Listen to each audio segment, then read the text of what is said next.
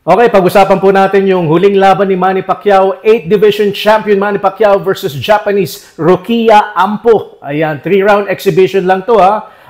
Pacquiao, 45 years old, Ampo, 28, 150 pounds nung lumaban si Manny Pacquiao dito, habang si Ampo naman, 151 pounds.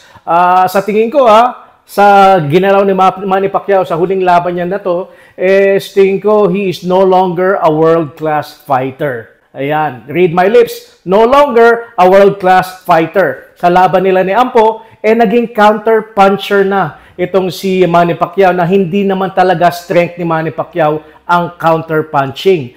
Manny Pacquiao na kilala po natin, kaya nga Pacman, atake ng atake.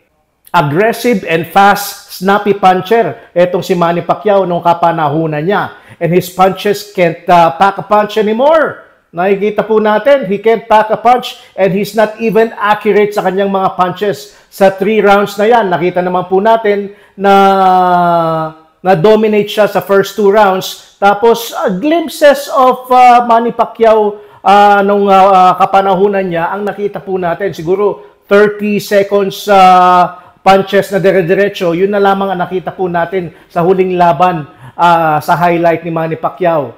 Tingin ko sa mga next na fights niya, kung lalaban siya sa isang Mario Barrios, malabo na siyang manalo at baka maapektuhan pa ang health niya kung sakali. If I were Manny Pacquiao, tumigil na siya sa kanyang pag-aambisyon na makabalik sa boxing. Ibigay na lang natin yung shine sa ating mga mas batang champion. Mas maganda kung si Manny Pacquiao, magkuha na lang siya. Gumawa na lang siya ng promotion para at least makapag-create ng mas maraming mas batang fighter para sumikat mas lalo tayo sa larangan ng boxing.